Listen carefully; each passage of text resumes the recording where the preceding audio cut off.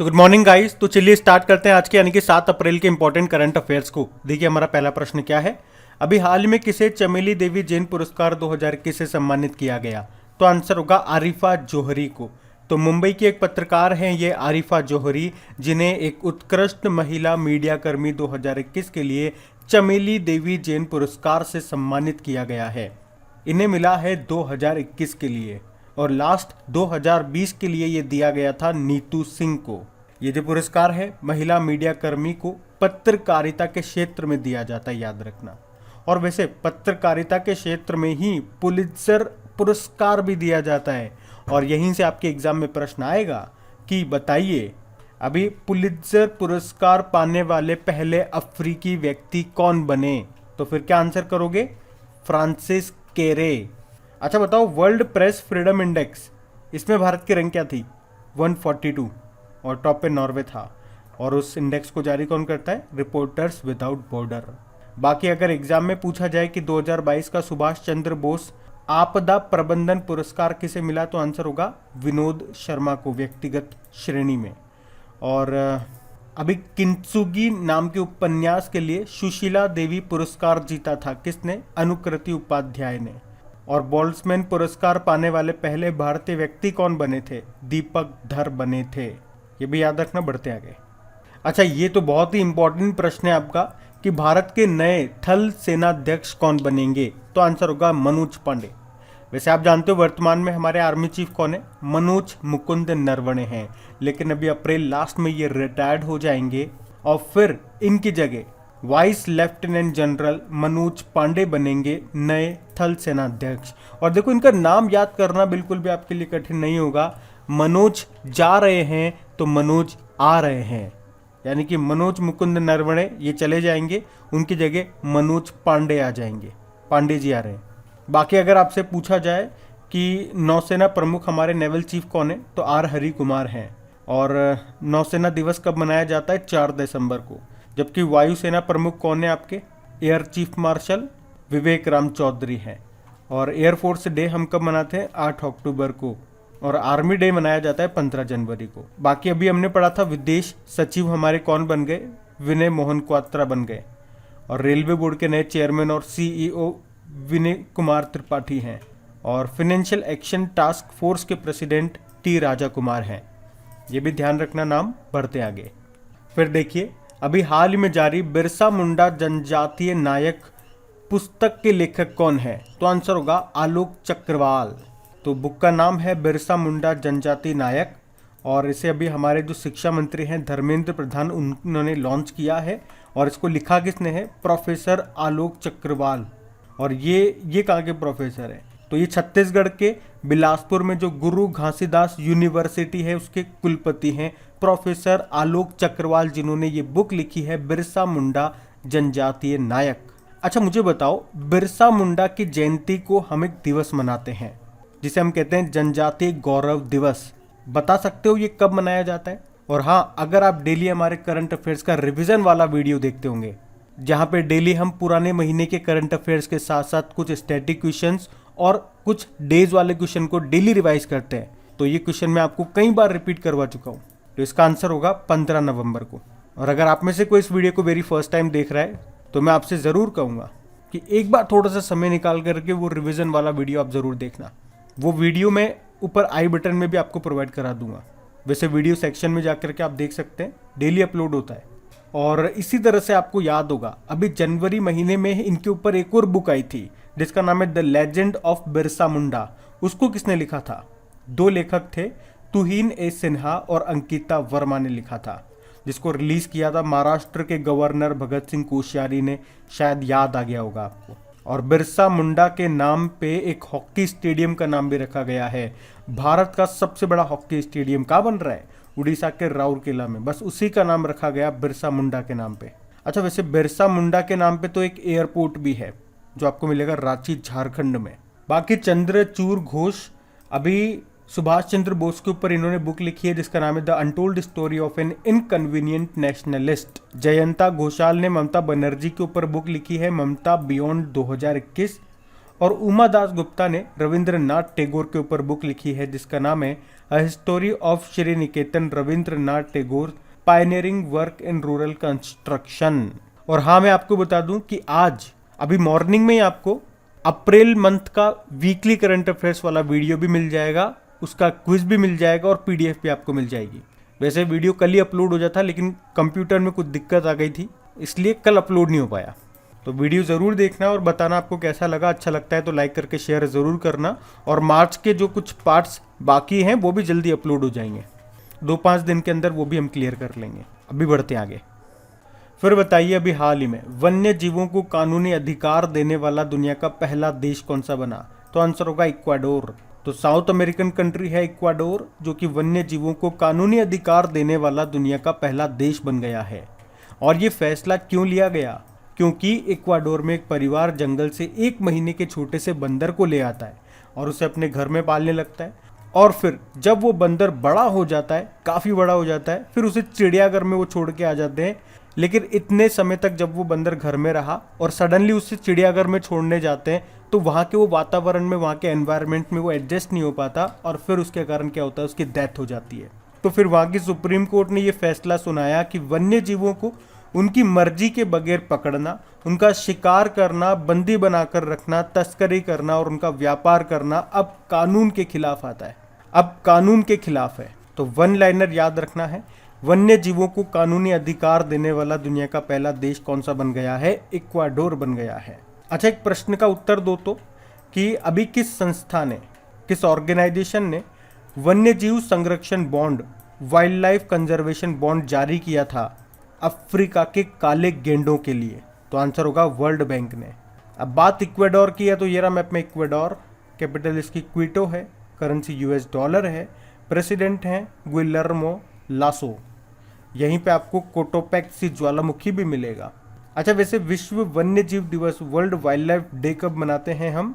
3 मार्च को मनाते हैं।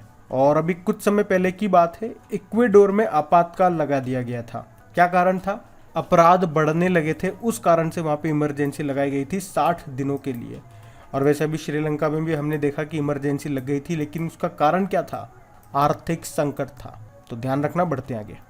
फिर बताइए, अभी हाल ही में किसने मियामी ओपन टेनिस टूर्नामेंट 2022 में पुरुष एकल का टाइटल जीता? तो आंसर होगा कार्लोस अल्कराज।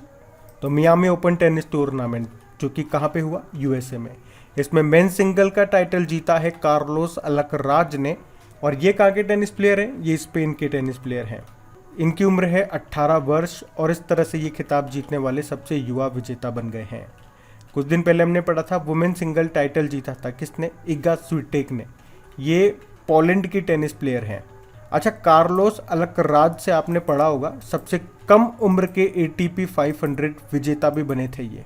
और इगा स्विटेक से आपने पढ़ा था अभी BNP परिबास ओपन टूर्नामेंट 2022 में वुमेन सिंगल का टाइटल जीता था इगा स्विटेक ने। और उसमें मेन सिंगल का टाइटल जीता था टेलर फ्रिट्ज ने। ये यूएस के प्लेयर हैं। राफेल नडाल ने इस साल का जो ऑस्ट्रेलियन ओपन हुआ था उसमें मेन सिंगल का टाइटल जीता था। ये स्पेन के हैं। और ऑस्ट्रेलियन ओपन में वुमेन सिंगल जीता था एश्ले बार्टी ने, जो कि ऑस्ट्रेलिया की हैं। अभी इन्होंने संन्यास भी ले लिया है। और नोवाक जोकोविच ये हैं सर्बिया के।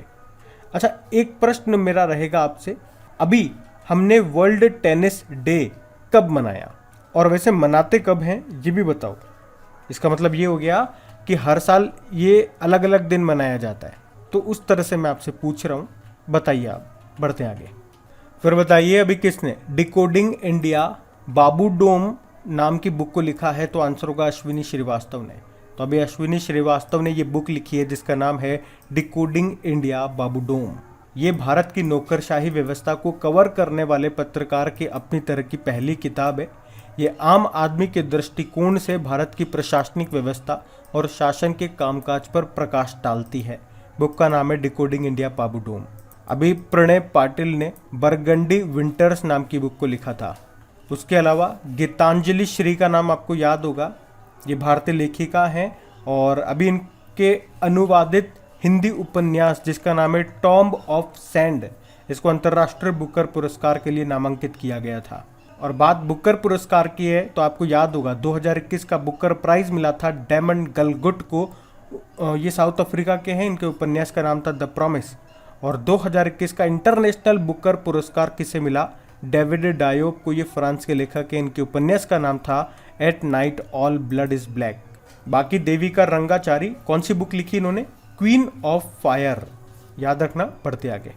तो इस प्रश्न में आपको बताना है कि अभी अप्रैल 2022 में किस राज्य ने कक्षा 9वीं से सभी स्कूली छात्रों को श्रीमद् भगवद गीता पढ़ाने का फैसला किया? तो आंसर होगा हिमाचल प्रदेश।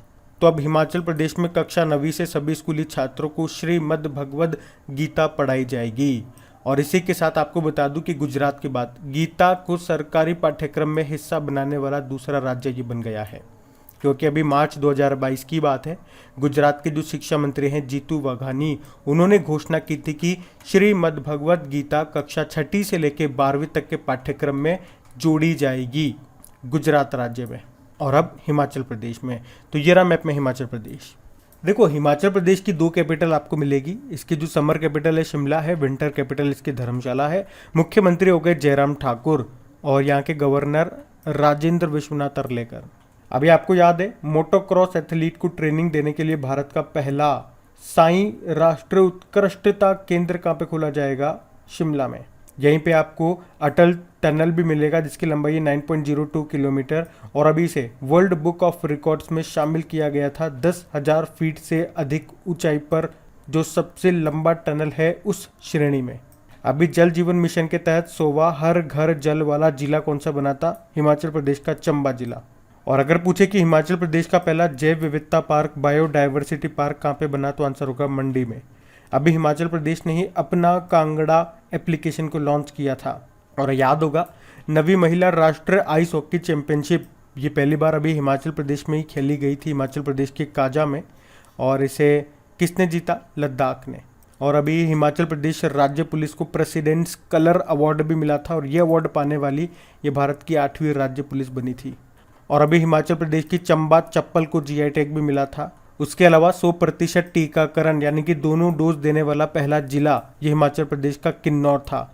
और पहला राज्य कौन सा था? तो हिमाचल प्रदेश था। अच्छा, दुनिया का सबसे ऊंचा इलेक्ट्रिक व्हीकल चार्जिंग स्टेशन का उद्घाटन कहाँ पे किया गया? हिमाचल प्रदेश के काजा में।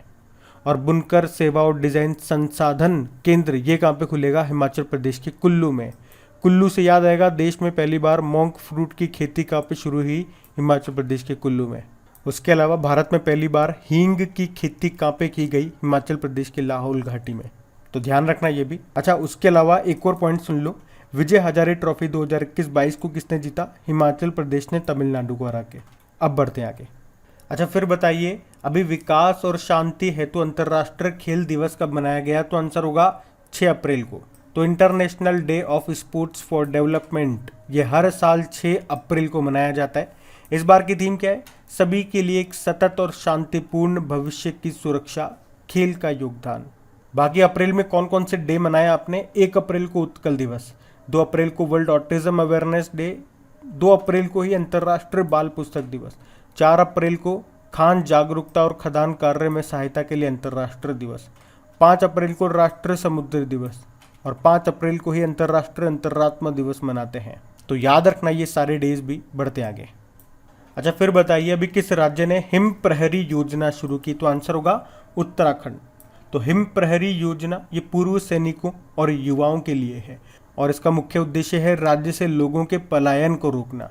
तो अभी उत्तराखंड के जो मुख्यमंत्री हैं पुष्कर सिंह धामी, अभी उन्होंने राज्य के सीमा से लगे जो क्षेत्र हैं वहाँ पे हिम प्रहरी योजना के सुचारू कार्यान्वयन के लिए केंद्र से सहायता मांगी है। मतलब ये योजना उन जगह पर लागू होती है जहाँ से पलायन ज़्यादा हो रहा हो ताकि लोग बाहर न जाएं।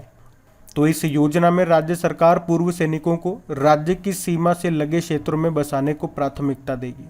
मतलब मुख्य उद्देश्य क्या है इसका, समझ गए आप? राज्य की जो अंतर्राष्ट्रीय सीमावर्ती जिले हैं वहाँ के गांव के पलायन को रोकना ही इसका मुख्य उद्देश्य है। अब बात उत्तराखंड की है तो ये रहा मैप में उत्तराखंड। कैपिटल इसकी देहरादून है। ग्रीष्मकालीन अभी राजधानी बनी है गैरसैंण। मुख्यमंत्री कौन बन गए? पुष्कर सिंह धामी। और गवर्नर हैं गुरमीत सिंह। अच्छा, मुझे बताओ अभी उत्तराखंड विधानसभा की पहली महिला स्पीकर कौन बनी है?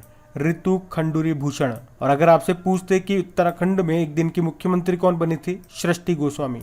अभी उत्तराखंड सरकार ने वृद्धावस्था विधवा पेंशन को 1200 रुपए से बढ़ा करके 1400 रुपए भी कर दिया है। अभी उत्तराखंड के ब्रांड एम्बेसडर बने थे कौन? ऋषभ पंत। और अभी उत्तराखंड के पिथौरागढ़ में जो अस्कोट वाइल्ड लाइफ सेंचुरी है, इसे मस्क डियर पार्क भी कहते हैं। अच्छा, भारत का पहला वन चिकित्सा केंद्र किस राज्य में खोला गया? उत्तराखंड में। देश का पहला एरोमेटिक गार्डन, इसका उद्घाटन किया गया उत्तराखंड के हल्द्वानी में।